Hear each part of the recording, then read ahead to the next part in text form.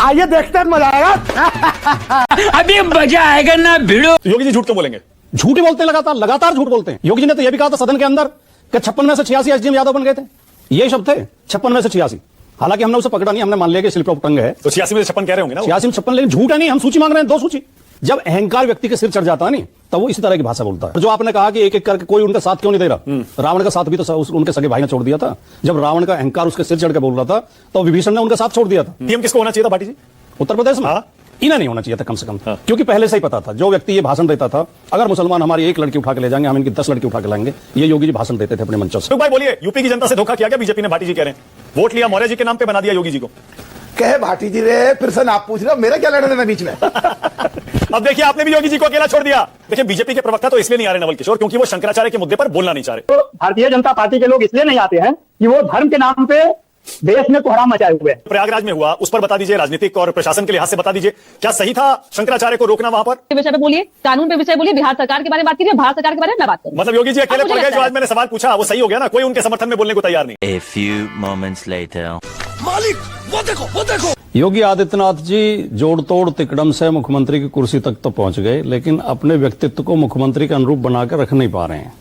जिस तरह की वो असभ्य भाषा बोलते हैं, जिस तरह की गाली गलौज की भाषा बोलते हैं, धमकी की भाषा बोलते हैं, हर किसी को आरोपित करते हैं, चाहे वो संत हो चाहे वो राजनेता हो। अब अखिलेश यादव जी के बारे में कहना कि 12 बजे उठने वाले बबुआ को क्या पता, ये संत तो छोड़ दीजिए, संत तो बहुत ऊपर की चीज होती है। साधारण व्यक्ति को भी इस तरह की असभ्य भाषा नहीं बोलनी चाहिए। बात तो सही है। इस तरह के विद्वेषपूर्ण भाषा नहीं बोलनी चाहिए। कितने बजे उठते हैं अखिलेश जी? अखिलेश जी से देखिए, 2 बार तो मैंने 2 या 3 बार तो सुबह 8 बजे मैंने बात की है। मुझे किसी मामले में बात करनी पड़े, 8 बजे उनका फोन उठा तुरंत। ये कहना कि 12 बजे उठते हैं, एकदम मूर्खतापूर्ण बात है। कोई विश्वास करेगा इस देश का नागरिक कि अखिलेश यादव जैसा ऊर्जावान व्यक्ति, एकदम पॉजिटिव ऊर्जा से भरा हुआ, जो जिसके चेहरे से ही सराफत टपकती है, इतना सभ्य, सुशील, सौम्य और मृदुभाषी व्यक्ति ऐसा है कि वो 12 बजे उठेगा? मतलब इतना आलसी आदमी है वो। तो योगी जी झूठ क्यों बोलेंगे? झूठ ही बोलते हैं, लगातार झूठ बोलते हैं। सही पकड़े हैं। योगी जी ने तो यह भी कहा था सदन के अंदर कि 56 में से 86 एसडीएम यादव बन गए थे। यही शब्द थे, 56 में से 86। हालांकि हमने उसे पकड़ा नहीं, हमने मान लिया कि स्लिप ऑफ टंग है। तो 86 में से 56 कह रहे होंगे ना? 86 में 56, लेकिन झूठ है नहीं। हम सूची मांग रहे हैं, 2 सूची। पूरे 5 साल में ही 15 यादव एसडीएम बने थे, 5 साल की समाजवादी पार्टी। योगी जी की भाषा पर आपने आपत्ति उठा दी। क्या बोला तूने? नहीं, मैं शंकराचार्य जी क्या कह रहे हैं? खलीफा बता रहे हैं। मैं आ रहा हूं मानक जी, उसी बात पर आ रहा हूं। देखिए, वो शंकराचार्य ना भी होते, वो एक साधारण व्यक्ति होते, साधारण नागरिक होते। पुलिस ने तो बदतमीजी की थी, चोटियां पकड़ के, बाल पकड़ के खींचा था, बच्चों को, छोटे छोटे बच्चों पर लाठी चलाई, बुजुर्गों पर लाठी चलाई। मुख्यमंत्री को इतना कहने में कोई बहुत बड़ी दिक्कत हो रही है कि मैं इसके लिए क्षमा चाहता हूं, ये गलती हुई है हमारी पुलिस से, ऐसा दुर्व्यवहार नहीं करना चाहिए था। ये कहने के बजाय आप सर्टिफिकेट बांटने लगे, आप कालनेमी बताने लगे। जब अहंकार व्यक्ति के सिर चढ़ जाता है नहीं, तब वो इसी तरह की भाषा बोलता है। गजब बेइज्जती है। और जो आपने कहा कि एक एक करके कोई उनका साथ क्यों नहीं दे रहा? रावण का साथ भी तो उनके सगे भाई ने छोड़ दिया था। जब रावण का अहंकार उसके सिर चढ़ के बोल रहा था, तो विभीषण ने उनका साथ छोड़ दिया था। जब इस तरह व्यक्ति दुर्व्यवहार करता है और अपमानजनक व्यवहार करता है और अहंकारी हो जाता है, तो अपने भी साथ छोड़ देते हैं। सारे आसान मुद्दों पर आपने जवाब दे दिया भाटी जी, लेकिन शंकराचार्य जी पर एक शब्द नहीं बोल रहे। सिर्फ ये कह रहे हैं कि योगी जी ने भी तो कालनेमी कहा। मैं कह रहा हूं खलीफा कहना सही है योगी जी को, औरंगजेब कहना सही है, ये कहना सही है राजनीतिक बयानबाजी करना कि जी सीएम केशव प्रसाद मौर्य को होना चाहिए था। अभी बदत है भाई, अभी बदत है। मैं दुनिया की बात तो नहीं करता, लेकिन भारत का इतिहास इस बात का साक्षी है कि भारत में जब जब राजसत्ता पथभ्रष्ट हुई है, धार्मिक सत्ता ने उसे मार्ग दिखाया है, धार्मिक सत्ता ने उसकी आलोचना की है। धार्मिक धर्म गुरुओं ने, साहित्यकारों ने, पत्रकारों ने भटके हुए राजनेताओं को रास्ते दिखाए हैं। तो शंकराचार्य जी के मैं बहुत ज्यादा मतलब उनके समर्थन में या उनका मैं शिष्य नहीं हूं, या मैं उनके प्रति बहुत ज्यादा मेरी आस्था नहीं है लेकिन संत के नाते उन्हें प्रणाम करना चाहिए, उनका सम्मान करना चाहिए और किसी के साथ इस तरह का दुर्व्यवहार नहीं करना चाहिए। वो जो बोल रहे हैं, वो कोई भी समझदार व्यक्ति ये बात बोलेगा कि इस तरह की गलतियां उत्तर प्रदेश सरकार क्यों कर रही है। कैसी लगी? आगे स्वाद वैसे भाटी जी एक बात है, मैं आपकी तारीफ भी करना चाहता हूं। आप ना अक्सर खरी खरी कहते हैं, मन की बात कहते हैं, चाहे कोई बुरा माने भला माने, वीडियो वायरल हो, ट्रोलिंग हो, आप एकदम खुल के कहते हैं। तो फिर जो हल्का सा आपके मुंह से निकला, मैं उसी पर और डिटेल में आपसे पूछना चाह रहा हूं। आप क्यों आप शंकराचार्य जी को नहीं मानते? ज्यादा आपका आस्था, आपका भरोसा नहीं, एक तो ये होता है कि मैं देखिए, हर व्यक्ति के अपने प्रेरणा स्रोत होते हैं। हाँ, मैं प्रेरणा लेता हूं बाबा साहब अम्बेडकर से, महात्मा गांधी जी से, डॉक्टर राम मनोहर लोहिया से। शाबाश। मैं मेरा उधर नहीं है झुकाव धर्म के प्रति। नहीं, धार्मिक तो असली मैं ही हूं। धर्म का संबंध तो सीधे कर्म से है। मैं कोई खराब कर्म नहीं करता। मैंने आज तक किसी के साथ फ्रॉड नहीं किया, कोई हिंसा नहीं की, कोई चोरी नहीं की, किसी को सताया नहीं है। कोई मैं गलत काम ऐसा नहीं करता जो पाप की श्रेणी में आता हो, जो अधर्म की श्रेणी में आता हो। पर पूजा पाठ नहीं लेकिन करते। मैं कर्म कांड का सख्त विरोधी हूं। अच्छा, पूजा कर्म कांड बहकाने वाला वो धर्म है। असली धर्म कर्म है हमारा।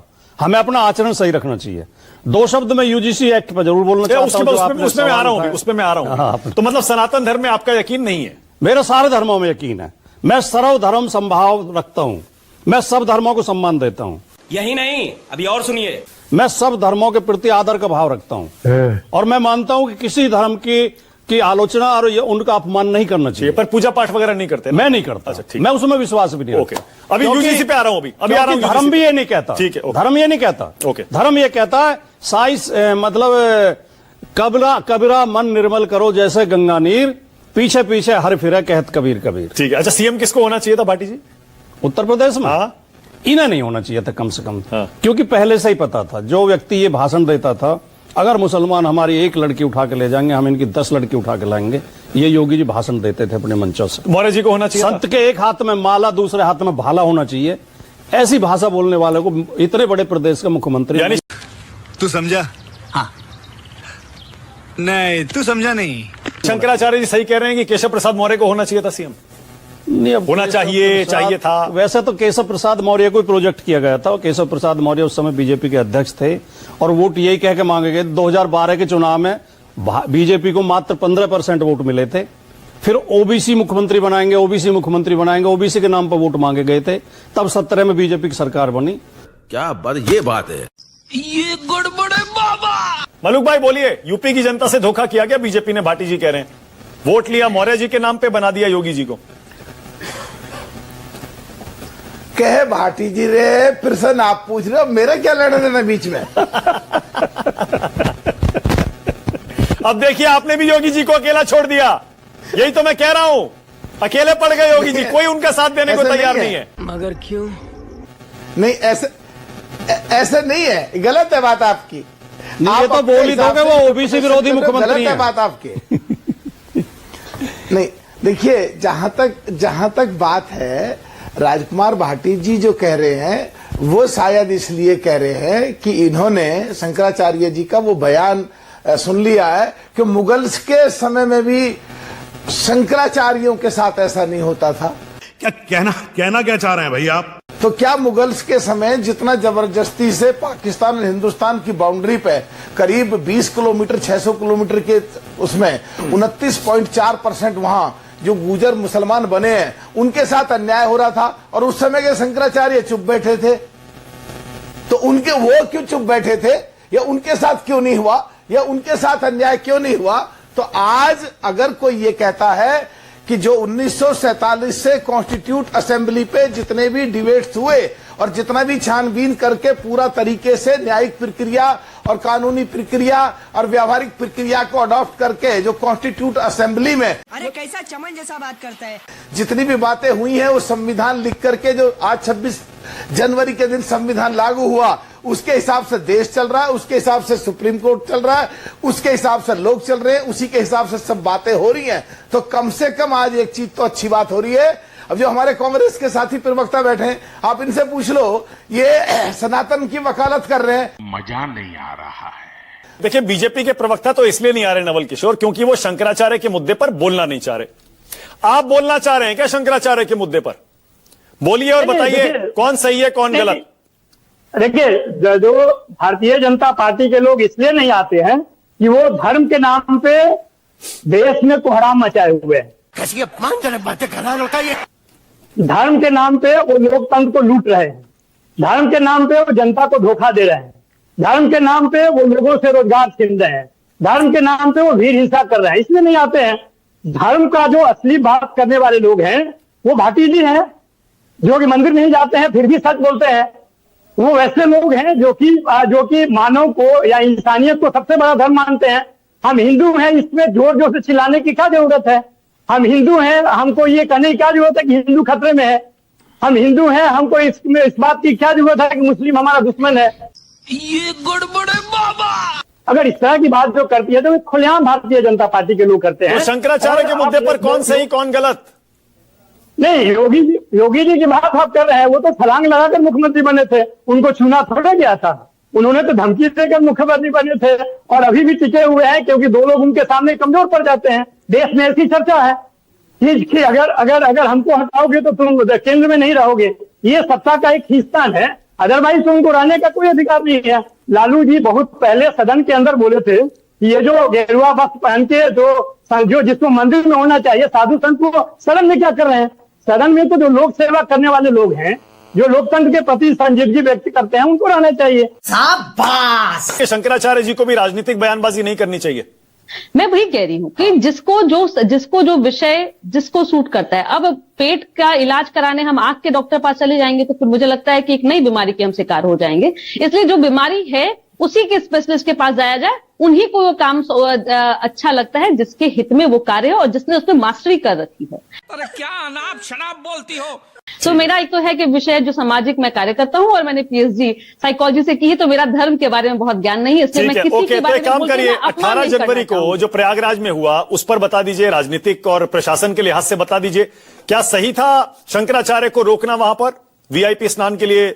जब संगमनोस की तरफ वो जा रहे थे, पालकी के साथ रोकना, फिर उन्होंने बैरिकेड तोड़ दिए, उनके शिष्यों ने, ये बताया गया, फिर उनके शिष्यों की पिटाई हुई, उनको घसीटा गया, इसमें कौन सही था? नहीं, देखिए मैं फिर कह रही हूँ मानक जी, वो क्योंकि वो एक धर्म गुरु हैं और धर्म उनका कार्य है, तो मुझे लगता है कि जब किसी चीज के लिए सामूहिक रूप से आमंत्रण मिला है तो सभी को इजाजत है और सभी को सम्मिलित होना चाहिए था। इस तरह की चीजें नहीं होनी चाहिए। एक बात, जनता को आप मूर्ख समझना बंद कर दीजिए। लेकिन उन्होंने क्या स्टेटमेंट दिया, अब आजकल मुझे समझ में नहीं आ रहा कि लोग अपने विषय से बाहर क्यों निकल जाते हैं। ऐसी कौन सी विडंबना आ रखी है या ऐसी कौन सी हड़बड़ी है कि आप दूसरे विषय में। मैं तो आज आपके चैनल के माध्यम से और हाथ जोड़ के विनम्र कहती हूँ कि मेरा इस विषय पर कोई कमांड नहीं, इसलिए मैं नहीं बोलूंगी और मुझे कोई गुरेज भी नहीं एक्सेप्ट करने में कि मैं एक सामाजिक कार्यकर्ता हूँ। समाज के विषय पे बोलिए, कानून पे विषय बोलिए, बिहार सरकार के बारे में बात कीजिए, भारत सरकार के बारे में मैं बात करूं। मतलब योगी जी अकेले पड़ गए। जो आज मैंने सवाल पूछा वो सही हो गया ना, कोई उनके समर्थन में बोलने को तैयार नहीं है। अपने घर जाना है।